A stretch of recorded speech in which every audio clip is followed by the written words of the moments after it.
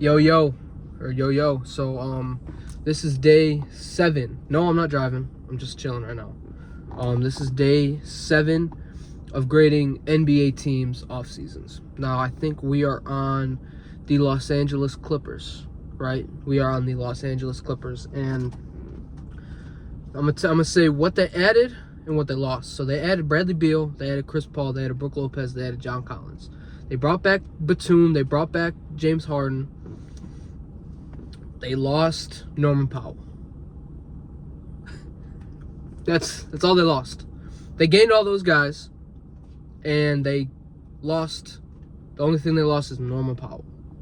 So all I gotta say is this team is going to be good next year. Yeah, you can look at their oldest guys and be like, damn, Brook Lopez is 37, James Harden is 36, Batum is 38, Chris Paul's 40, going to be 40, Bradley Beal's 30, but that's not their starting lineup. Their starting lineup is Zubac, who's 26, John Collins, who's 26, Kawhi Leonard, who's 34, probably Bradley Beal, or even Chris Dunn, and Chris Dunn's like 27, and then you got James Harden, who's 36. And then off the bench, you got Chris Paul, Bradley Beal, Batum. You got, I think, Amir Coffey's still there. You have Brook Lopez. So you still have a good team. You have a good and you have a young team, right? So for them to just lose Norman Powell and to get Beal, Chris Paul, John Collins, Brook Lopez, 4 really solid rotational guys. Really solid rotational guys. I don't know how they got those rotational guys. I don't know how they got those rotational guys with just losing Norman Powell. They traded Norman Powell for John Collins. It was part of just a salary dump, I think it was. Norman Powell went to the Miami Heat. John Collins went to the Clippers, and then the Jazz got a few players that don't even at this point don't even matter. It's just like, I don't know how the Clippers did this. Like, this is what I'm going to say about last offseason, right? The Paul George situation. If you sign Paul George, you can't make these moves. I understand that. But at the time, Paul George came off an all-star, came off of probably one of his best seasons since being on the Clippers. Yeah, they lost in the first round to the team that eventually went to the finals. But people saying that Paul George was not on Kawhi's level. Why did Kawhi Leonard get that contract when he has not been any more healthy than Paul George? Kawhi Leonard has been more unhealthy than Paul George has. Paul George led them to the conference finals, yeah. Kawhi Leonard played 1 game in the semifinals.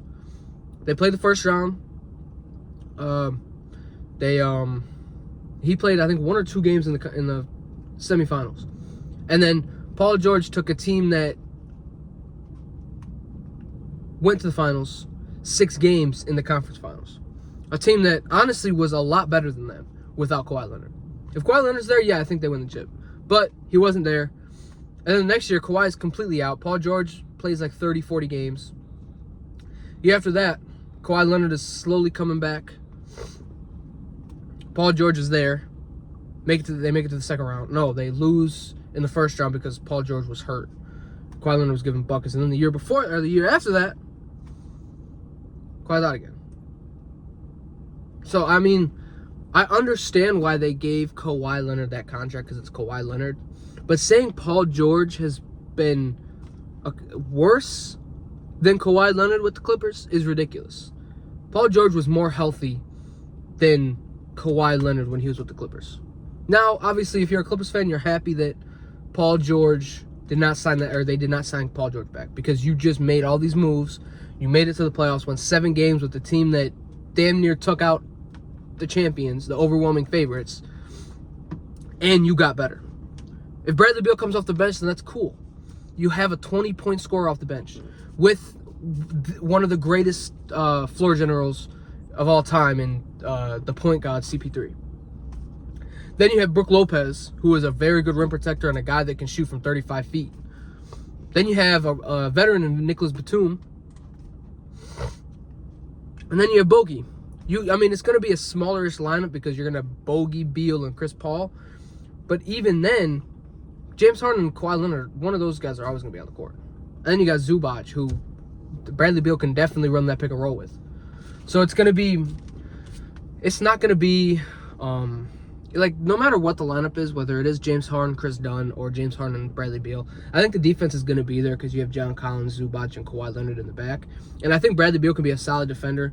When he was saying he wanted to be more of like a Drew Holiday, or when Mike Budenholzer said he wanted him to be like a Drew Holiday, that's putting too much expectations on Bradley Beal as a defender, because we know Bradley Beal is a 25 to 30 point scorer on he was on a bad team, but he was still a 30 point scorer twice. So I'm giving it an A. This is going to be the first A off season I will give him. I will give any team, because this team was just, I think this is going to really work.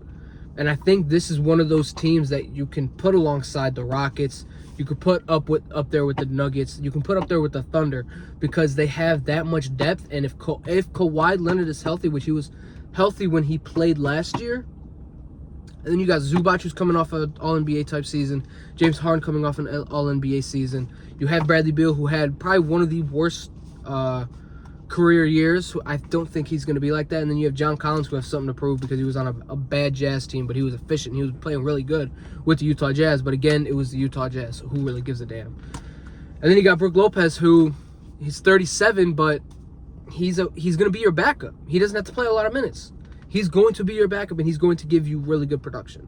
So I think it's going to be good for the Clippers. So like I said, I'm giving them an A. I really love the offseason that they had. Even them losing Norman Powell, they got back 4 really good, solid, two guys that can start and 2 guys that are coming off the bench. Which I think those 2 guys coming off the bench can be really, really good, even though they're both up there in age and they're on their final years of their career. Chris Paul might not retire after this season, especially coming back to the Clippers. He said he might play another year, maybe another 2 years. Who the hell knows? But yeah, I really like this Clippers team.